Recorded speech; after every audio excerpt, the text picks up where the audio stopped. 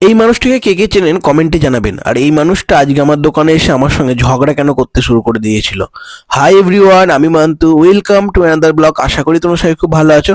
আরো একটা নতুন ভিডিও নিয়ে চলে এসেছি তোমাদের সামনে। দাদু এখনো মাসির বাড়ি থেকে ফিরেনি, যে কারণে আজকে আবার আমাকে যেতে হয়েছিল সবজি মার্কেট করতে আর মুদিখানা বাজার করতে। তাই ওইখান থেকে সমস্ত আইটেমগুলো নিয়ে আমি চলে আসি দোকানে। দোকানে এসে দেখি অঙ্কনদা এসেছিল। অঙ্কনদা আসলে তো ডিমের পুচ খাবে, আর সেটারই ভিডিও করছিলাম বলে লজ্জা পেয়ে গেছিল। যাই হোক, তারপর অঙ্কনদা তোর মান আমি শুনিনি, অঙ্কনদার মান আমি শুনবো না, তার জন্য ভিডিওটা করি আর তারপরে পোচের ভিডিওটা করে তোমাদের সামনে তুলে ধরলাম। যাই হোক, অঙ্কনদা পোচটা খেয়ে চলে যায় আর আমি ওইদিকে স্যালাডগুলো কাটতে শুরু করে দিই। প্রতিদিনের মতন শসাগুলো কাটতে শুরু করি। শসার দাম একটু কিছুটা কমেছে, এখন 100 টাকা থেকে 50 টাকা হয়েছে। আর এদিকে গাজরগুলো আমি কাটতে শুরু করে দিই। তোমাদের ওদিকে শসার দাম কিরকম একটু জানিও তো কমেন্টে। স্যালাডগুলো কাটা কমপ্লিট হয়ে গেলে আমি এদিকে কিমাটা করতে শুরু করে দিই। কিমাটা মূলত রোলের জন্য করা হয়। আর তারপর ওইদিকে আমি জলটাও তৈরি করতে শুরু করে দিই, জল ফুচকার জন্য। ধনেপাতার চাটনিটা করা ছিল, ধনেপাতার চাটনিটা দিয়ে জলটা সুন্দরভাবে রেডি করে নিই। আর জলটা রেডি করা হয়ে গেলে ফুচকার ঢপটা ফুচকার জায়গায় তুলে দিতে হবে। এখন অব্দি তোলা নেই। এবার দেখো, ঢপটা যখন তুলে দেবো তখন এই জায়গাটা দেখতে কি সুন্দর লাগবে।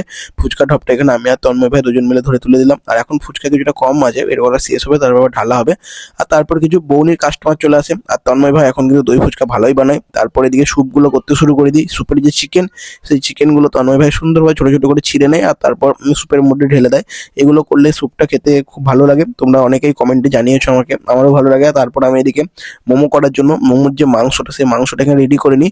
আর মোমোর মাংসটা রেডি হয়ে গেলে আমি মোমোটাও করতে শুরু করে দিই।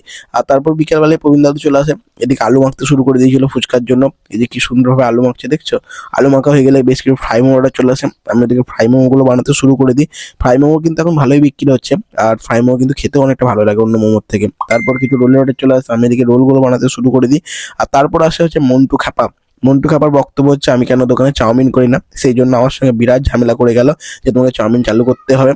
তারপর আবার কিছু স্টিম মোমোটা চলে আসে। স্টিম মোমোগুলো আমি এখানে রেডি করতে শুরু করে দিই। মোমোগুলো রেডি করে কাস্টমারের হাতে হ্যান্ড ওভার করে দিই। আর তারপর আমি ভেতরে চলে আসি। ভেতরে এসে দেখি যে বেশ কিছু দই ফুচকা অর্ডার চলে এসেছিল। তাই দই ফুচকাগুলো বানাতে শুরু করে দিই। দই ফুচকাগুলো বানিয়ে তন্ময় ভাইয়ের হাতে হ্যান্ড ওভার করে দিই। আর তন্ময় ভাইকে বলি যে যাও গিয়ে কাস্টমারকে দিয়ে দাও। তন্ময় ভাই সুন্দরভাবে তুলে কাস্টমারের হাতে দই ফুচকাগুলো তুলে দেয়। আর তারপর দেখি যে প্রবীণ দাদু বাসনপত্রগুলো নামাতে শুরু করে দিয়েছে, এদিকে পরিষ্কার করতে শুরু করে।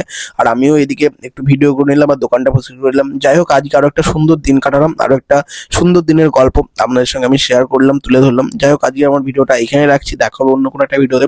ততক্ষণ ভালো থাকুন। আর আমার ভিডিওগুলো কেমন লাগছে অবশ্যই জানাবেন। আমার দোকানে যদি ভিজিট না করে থাকেন অবশ্যই ভিজিট করবেন আর আমাদের ভিডিওগুলো দেখতে থাকেন। Ta-ta guys, thank you for watching. দেখা হবে অন্য কোনো একটা ভিডিওতে।